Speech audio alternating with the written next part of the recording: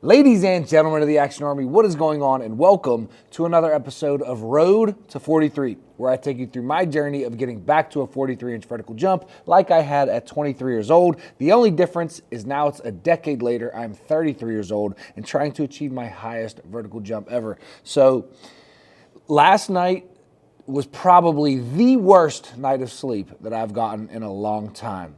My son, who is now 7 months old, and likely hitting a sleep regression, as they say, was up at midnight and at 3 a.m. for about an hour each time, and he just wanted to party. So dude was not going back to sleep. He was not having it. So I probably got a total of, I don't know, maybe 3 to 4 hours of sleep. And normally, the reason I'm telling you this is because, just to give some advice as to what I would do, normally I would not come to the gym in the morning. I would sleep in, get some sleep, rest, and wake up whenever my body is ready to wake up after I did get some more sleep. But this is the only time that I can hit the gym today. So my fiance has to go to work, and then my high school team has a basketball game later. So it's now or never, and I definitely didn't want it to be never. So it is now. I'm going to hit my workout, and then I'll try to just sneak in a nap later. So yeah, normally I wouldn't hit the gym on 3 to 4 hours of sleep, but we do have some prior obligations, and today is Monday. If it was any different day, maybe, but Monday, I like to get my week started. So yeah, let's get it.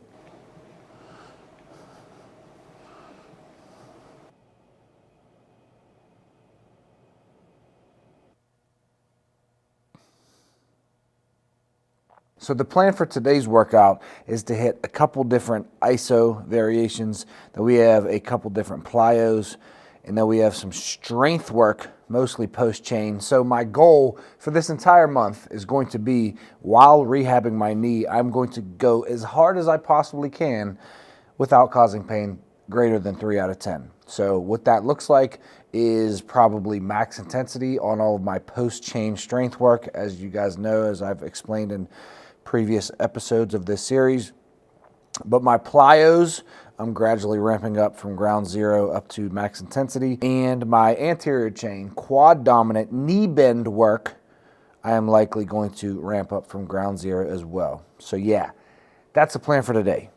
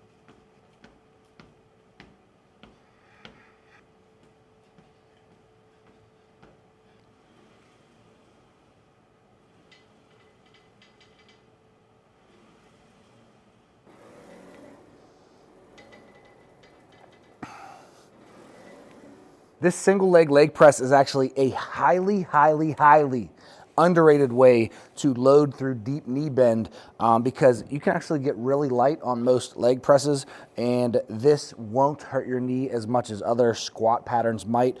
So what I'm doing is 5 sets of 5, very slowly, not pushing through anything past a 3 out of 10 on the pain scale, just pushing through my heel, and then I'm going to match this weight and the sets and reps, obviously, on my strong leg. So this is great. This is also why it's important for most coaches and trainers to do their own programs, right? Because for me, with the Indestructible Knees program, the lowest level that I have for the squat pattern is eccentric focus slant board squats using bands for assistance, but I will be honest, those do hurt my knee, and this at light loads doesn't hurt my knee. So, and it's a blessing in disguise for me to get knee pain because I would have never really known that, but now I'm gonna tweak my program a little bit, and I'm going to add this as an even lower regression to the squat pattern. So, very important for coaches and trainers to do their own workouts.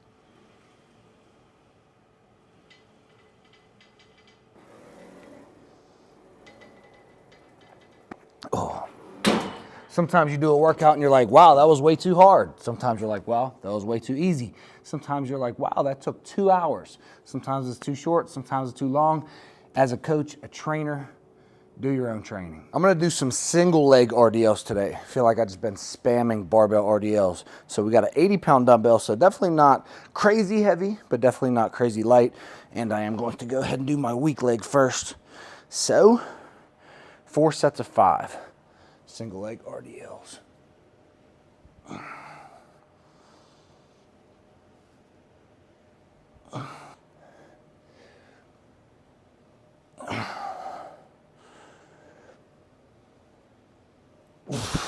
We're gonna grab a 90. I think this will probably be it. Any heavier than this and it'll be my ego that is getting the training session.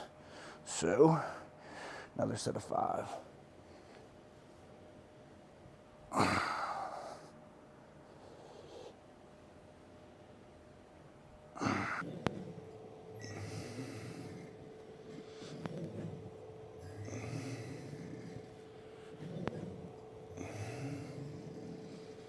All right, so I don't necessarily have a topic for today's video, so I would just like to rant very quickly. I'll keep it brief, and I will try to make it valuable for all of you. I'll try to give you some advice, although most of you out there probably know this.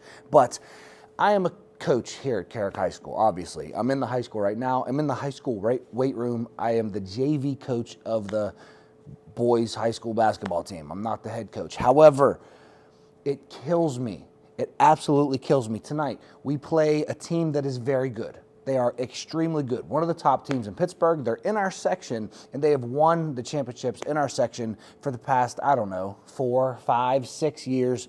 We have never beat them as long as I've been a coach here. I've been coaching for 4 years, and this is my 4th year right now. We've never beat them, and it kills me when people associated with the team or the team in general, like some kids on our team, won't show up tonight because we play this team, because they're scared of how bad we're gonna lose. Like teachers sometimes will say it. Parents will be like, I don't wanna come to that game because you guys play alder dice. Like,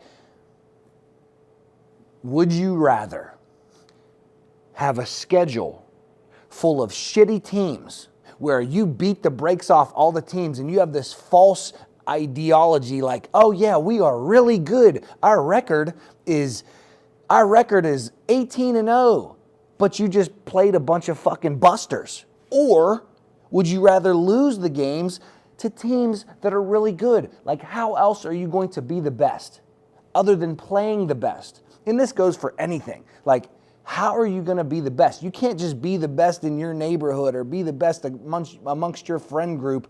Like, it's just the culture is wrong. And me and the other teachers and coaches, like, we are trying to change the culture little by little. And since I've been here, you know, we started doing workouts and skill sessions, and kids understand, like, oh, if we want to beat them, like, we need to get better.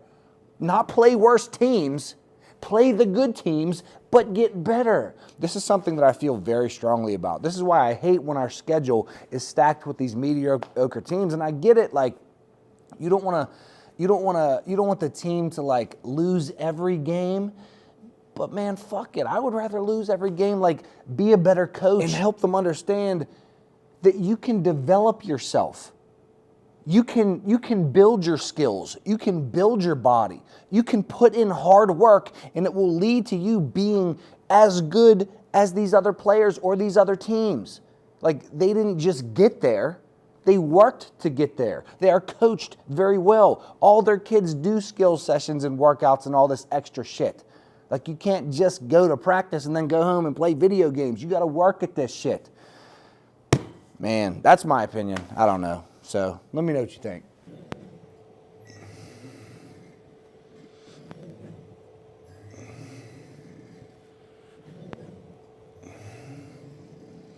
I'm gonna hit some calf raises, but I'm going to do it here on the leg press machine just because I don't have much time. And this saves me some time. All I gotta do is put the pin in there versus loading 45 after 45 after 45 on the Smith machine. So let's hit some. Ooh, that's heavy, boy. Yeah, this isn't as good. Actually, we might be good if we hit 20. We'll do 3 sets of 20. Yeah, that wasn't as bad as I thought. I'm going to hit 3 sets of 20 hypers as well. And as you can see, I am really spamming the post chain volume in general. But number one, my knee hurts, so once again, quad dominant stuff, anterior chain stuff.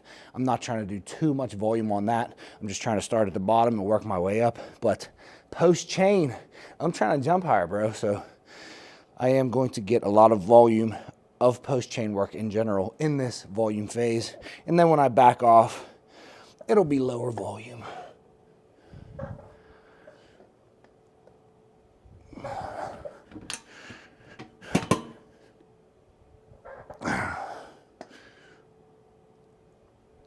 Ooh. Ooh.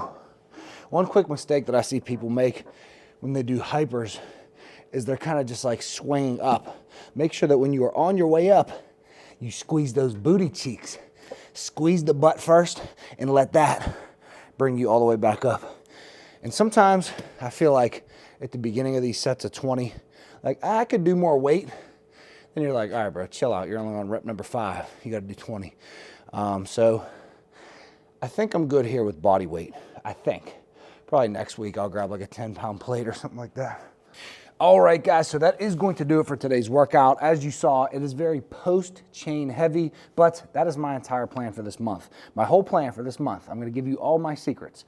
For month 2 of my training, I'm trying to get back to my knee being 100%, obviously. So my plan is beat the shit out of my post-chain. Like get as strong as I can. Low back, glutes, hams, calves, as strong as I can. Anterior chain, quad dominant knee bend work, starting at the bottom. Plyos, starting at the bottom. 2-foot approach jumps, especially my right-left approach, starting at the bottom.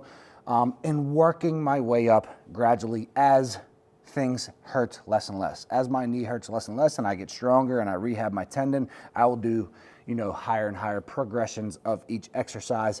With my single leg jumps, I am gonna probably go crazy with my single leg jumps, especially at the other gym where I have the low rim. I really think that I can get a dunk off of my left leg approach before I can dunk off my right-left. And I think that is going to be my plan. I would like to dunk off my single leg, which will be crazy by the end of this month. But yeah, hope you guys enjoyed. Road to 43. We are well on our way. But I'll see you guys in tomorrow's video. Peace.